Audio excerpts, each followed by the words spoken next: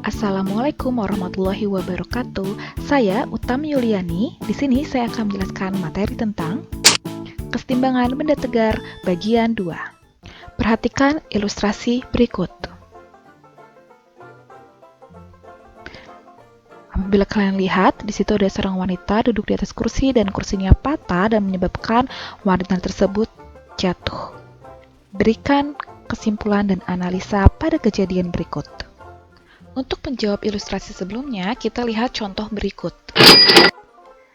Beban bermasa 20 kg ditempatkan pada jarak 1,5 meter dari kaki B pada sebuah meja datar bermasa 100 kg yang memiliki panjang 6 meter.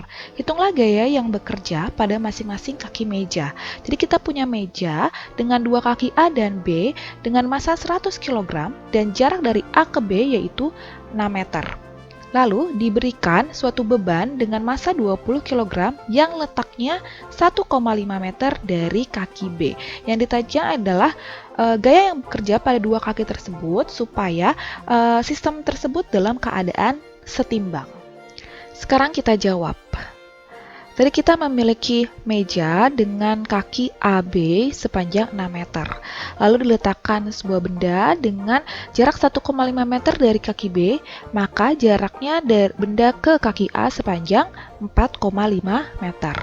Nah, sebelum kita masuk ke perumusan masalah, kita bikin dulu diagram bebas pada sistem tersebut, yaitu kita gambarkan dulu gaya-gaya yang bekerja pada sistem tersebut. Gaya-gaya yang menyebabkan sistem itu dalam keadaan tidak setimbang.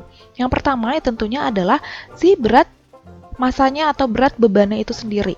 Nah, beratnya itu adalah W sama dengan massa dikali gravitasi. Maka massa bebannya itu adalah 20 kg dikali dengan 10 sama dengan 200 Newton.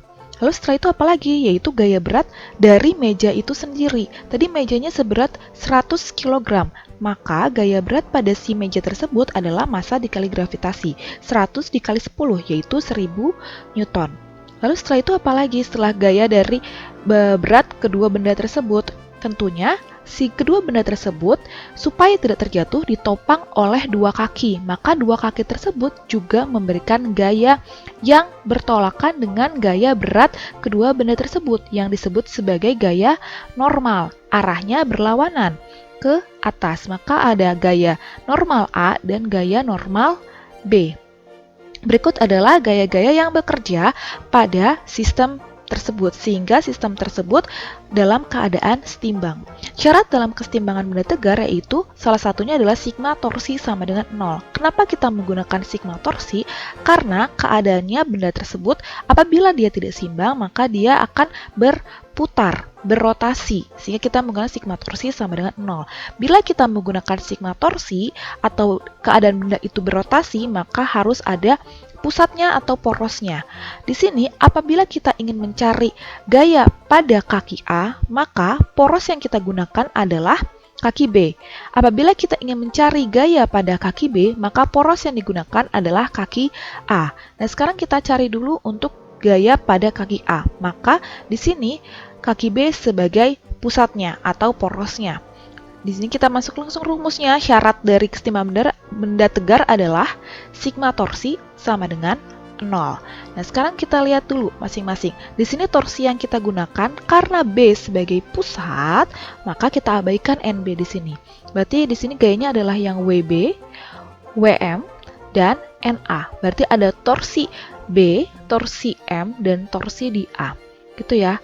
Nah, sebelum kita masuk ke torsinya, karena kita sudah tahu ada 3 torsi, dan torsi adalah vektor, kita punya nilai plus dan minus. Positif untuk arahnya berlawanan arah jarum jam, positif untuk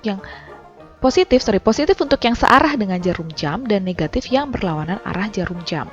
Kita sekarang masukkan torsi adalah torsi A dikurang torsi B dikurang torsi M sama dengan 0. Kenapa seperti ini? Perhatikan ya, ini torsi A. Torsi A ini adalah torsi pada NA.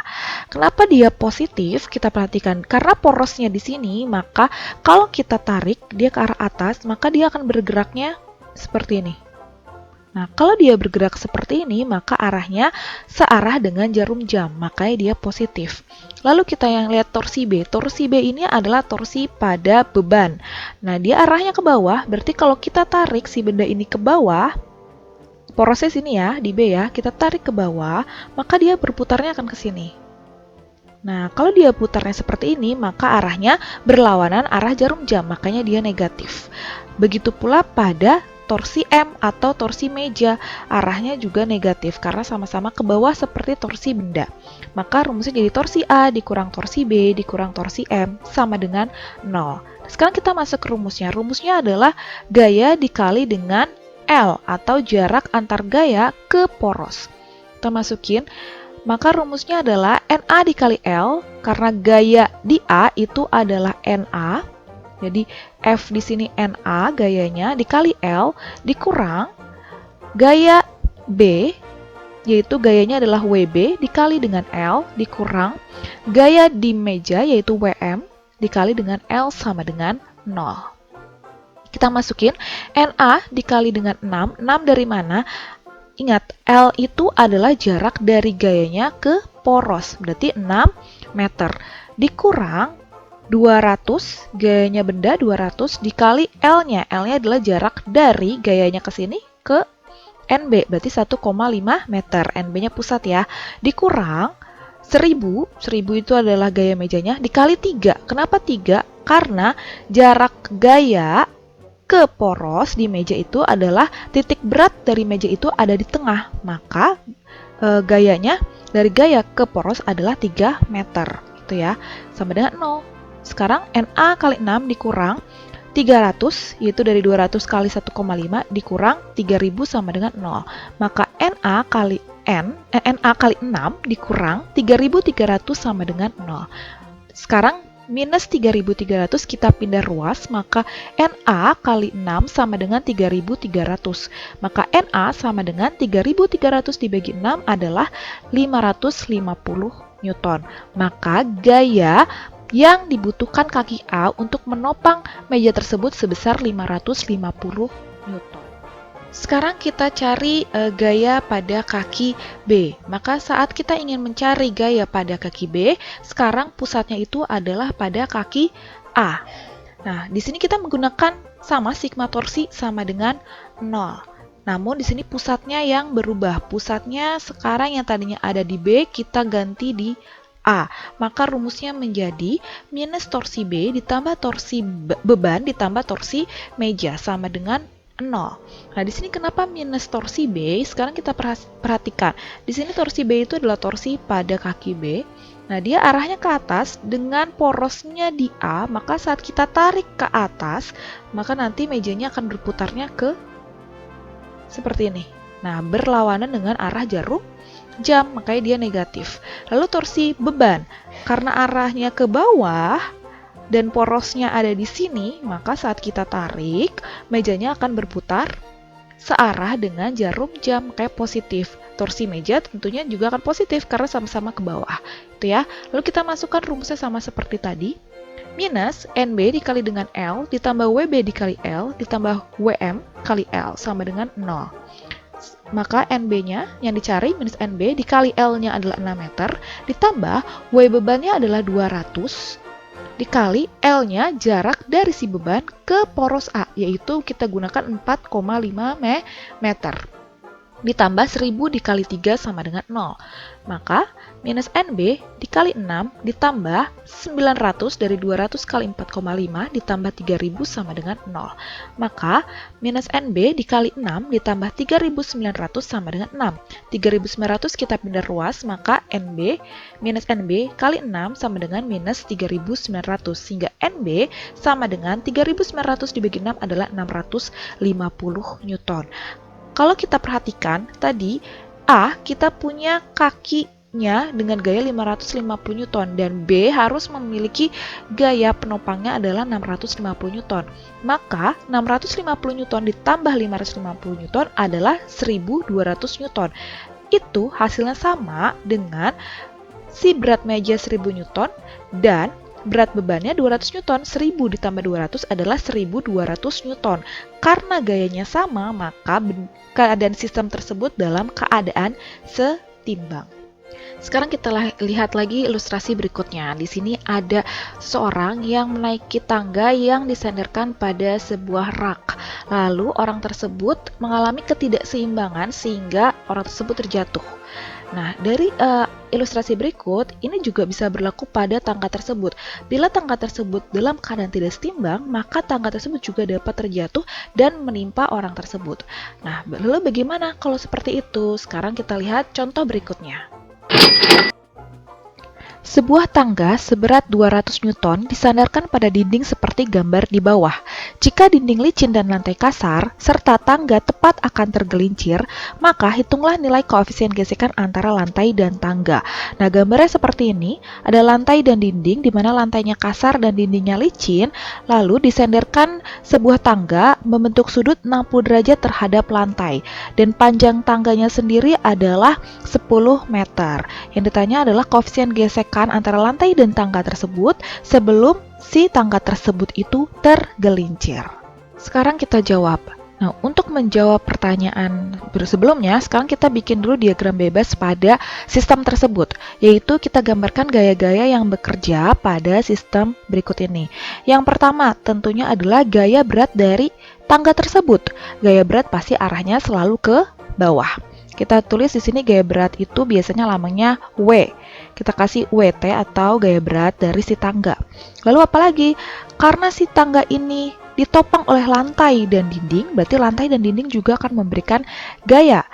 Pertama kita fokus ke lantainya dulu. Jadi lantai memberikan gaya apa saja? Yang pertama adalah karena dia menopang si tangga tersebut, berarti dia menopangnya pasti akan arahnya berlawanan dengan gaya berat si tangga, yaitu arahnya ke atas yang kita sebut sebagai gaya normal. Jadi kita tulis di sini NA. NA itu adalah gaya normal yang diberikan oleh lantai. Lalu lantai memberikan gaya apa lagi? Ingat tadi lantai itu dia bersifat kasar, berarti kalau lantainya kasar dia pasti punya gaya gesek. Lalu gaya geseknya arahnya kemana? Kayak kita bayangkan kalau si tangga ini terjatuh. Kalau tangga ini jatuh, dia pasti si tangganya itu akan bergeraknya adalah ke kiri. Ya, kalau dia licin jatuh, set itu pasti dia geraknya ke kiri. Nah, kalau arahnya ke kiri berarti gaya geseknya akan berlawanan dengan arah gerak si benda. Berarti gaya geseknya adalah ke kanan. F gesek. Nah, oke, lantai memberikan dua gaya, yaitu gaya normal dan gaya gesek. Sekarang kita ke dindingnya. Dinding memberikan gaya juga. Karena dinding ikut menopang si tangga tersebut, maka dinding akan memberikan gaya normal pada tangga tersebut, yaitu arahnya ke kiri. Karena tangganya itu nempelnya ke arah kanan ke dindingnya, maka dinding memberikan gaya kebalikannya, yaitu normal B. Ini normal B ini adalah gaya normal yang diberikan oleh dinding.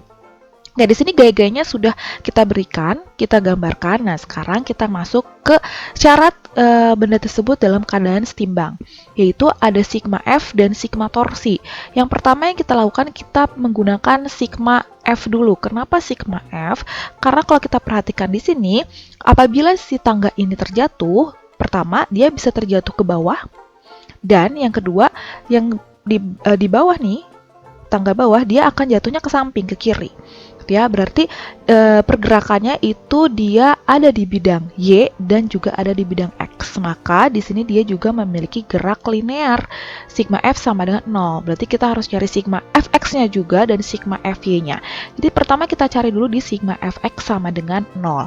Nah, di sini ada sigma, artinya kita jumlahkan gaya-gaya pada bidang X itu sendiri di sistem dan harus sama dengan 0. Kita perhatikan hanya bidang X atau bidang yang datar. Yang bidang datar kita punya yang F gesek dan NB.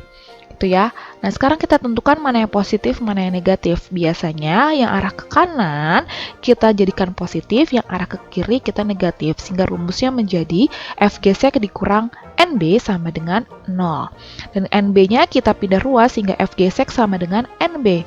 Rumus dari gaya gesek, semoga kalian semua masih ingat ya, yaitu adalah koefisien dikali dengan normalnya. Gaya gesek di sini ada di lantai, maka rumusnya adalah mu atau koefisiennya dikali dengan normal lantai NA sama dengan NB. Sehingga mu sama dengan NB per NA. Oke, sampai sini kita sudah punya mu sama dengan NB per NA. Sekarang kita mencari sigma FY. Sekarang kita hanya perhatikan pada bidang tegak yang NY-nya, yaitu ada NA dan juga ada WT atau gaya berat tangga. Berarti di sini kita ambil yang positif yang arahnya ke atas, yang negatif arahnya ke bawah. Jadi rumusnya adalah NA dikurang WT sama dengan 0, sehingga WT-nya kita pindah ruas sehingga NA sama dengan WT. Dan kita sudah punya tadi berat dari si tangga adalah 200 Newton, sehingga NA sama dengan 200 Newton. Nah, NA-nya sekarang kita substitusi ke koefisien mu. Mu sama dengan NB per 200 Newton. Sehingga NB sendiri rumusnya adalah 200 dikali dengan mu. Oke, ini kita simpan dulu ya. Sekarang kita ke cara berikutnya.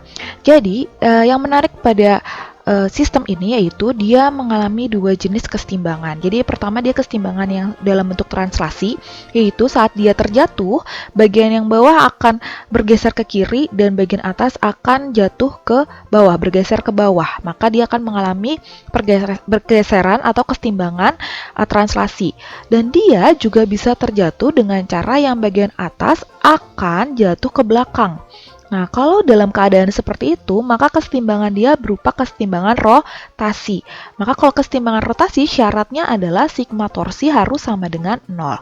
Lalu kalau misalnya kita punya kesetimbangan secara rotasi, di sini perhatikan dia membentuk sudut 60 derajat. Maka sudut 60 derajat ini akan kita perhitungkan dalam perhitungan rotasi. Sekarang caranya gimana? Sekarang kita bikin tangganya dalam bentuk mendatar dulu. Kita perhatikan kalau tangganya dalam bentuk mendatar, maka di sini gaya-gaya yang berlaku di sini ada NB, ada W, dan ada NA terhadap si tangga tersebut.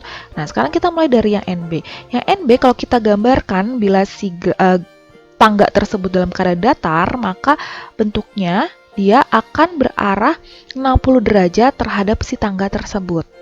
Itu ya. Lalu yang W. Yang W, dia sudutnya akan membentuk sudut tumpul seperti ini. Nah, ini sudut tumpulnya kita nggak tahu berapa sudut tumpulnya, tapi kita punya informasi bahwa tangga ini membentuk sudut 60 derajat.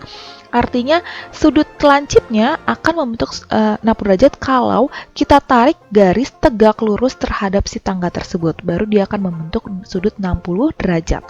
Lalu setelah itu kita punya di NA. Nah, kalau misalnya kita berbicara sigma torsi atau kesetimbangan benda rotasi, maka kita harus punya poros. Porosnya di sini kita mengambil yaitu di lantai atau di titik NA di sini. Kenapa kita menggunakan yang lantai? Karena apabila si tangga tersebut terjatuh, maka NA-nya akan diam, tapi di bagian atas dia akan bergerak ke bawah. Itu ya, jatuh ke bawah.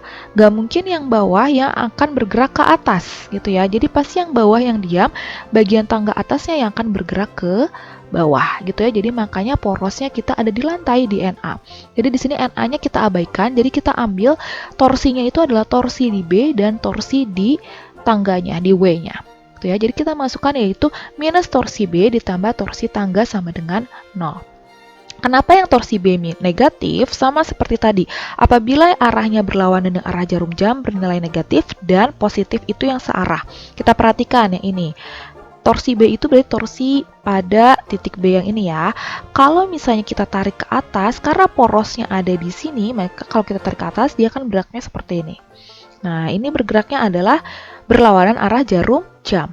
Lalu yang ini, yang torsi di T, yaitu torsi yang ini ya. Nah, ini kalau kita tarik ke sini, tarik, maka dia arahnya seperti ini. Arahnya akan searah jarum jam, gitu ya. Jadi makanya kita minus torsi B ditambah torsi tangganya sama dengan 0. Oke, kita sekarang masukkan ke rumusnya, berarti minus NB dikali dengan L dikali dengan sin theta. Ingat ya, kalau misalnya ada sudut, kita menggunakan sin. NB dikali L kali sin theta. Ditambah, yang ini torsinya adalah pakai W kali L. Nah, kenapa di sini menggunakan cos? Karena di sini kita ambilnya sudutnya terhadap garis tegak lurus ini. Jadi bukan terhadap si tangganya, tapi sudutnya kita ambil dari tegak lurus ini. Ingat ya, kalau misalnya di vektor, sin itu kita ambil kalau misalnya sudutnya terhadap si bidang X ini. Ini kan bidang X nih. gitu ya terhadap bidang datar. Sedangkan kalau misalnya kita ambilnya sudutnya dari bidang si tegak yang ini, maka kita ambilnya adalah cos. Jadi kita di sini pakai cos theta sama dengan 0 gitu ya. Kalian harus ingat lagi pelajaran vektor sebelumnya. Ya udah, sekarang tinggal kita masukin ke minus NB dikali dengan L sin theta ditambah omega T, L cos theta sama 0. Sama-sama tetanya adalah 60 derajat. Nah, sekarang NB-nya kita sudah punya, tadi adalah minus 200 mu dikali L-nya adalah 10. Kenapa 10? Karena L itu adalah dari jarak gaya ke poros. Tadi panjang tangganya adalah 10 meter. Dikali sin 60 derajat ditambah 200, karena beratnya 200, kali L-nya 5. Kenapa 5? Karena dari tengah, ini jaraknya tengah, karena titik berat si tangga di tengah, berarti karena panjangnya 10, berarti tengah-tengahnya adalah 5, dikali cos 60 sama dengan 0. Sekarang kita masukin, tinggal minus 200 dikali 10 adalah 2000, dikali mu, dikali sin 60 adalah setengah akar 3, ditambah 1000 dikali setengah sama dengan 0. Sehingga di sini kita masukkan minus 2000 dikali setengah adalah minus 1000, dikali mu dikali akar 3, ditambah 500 sama dengan 0. Ya, nah 500 kita pindah ruas sehingga minus 1000 dikali mu dikali akar 3 sama dengan minus 500. Nah, sehingga mu-nya sendiri nilainya adalah minus 500 dibagi dengan minus 1000 akar 3. Ya, karena sama-sama dibagi minus, minusnya hilang sehingga mu-nya sama dengan 1/2 akar 3. Sekarang berarti koefisien geseknya itu sendiri adalah 1/2 akar 3. Dan ingat, koefisien gesek itu tidak memiliki satuan. Alhamdulillahirrohmanirrohim. Untuk materi keseimbangan benda tegar part 2 sudah sampai contoh soal yang terakhir. Walaupun soal-soalnya cukup memusingkan, tapi semoga kalian paham. Nanti kita akan adakan sesi tanya jawab di pertemuan telekonferensi kita berikutnya. Dan semoga ilmu kali ini bermanfaat bagi kalian. Terima kasih telah menonton video ini. Wassalamualaikum warahmatullahi wabarakatuh.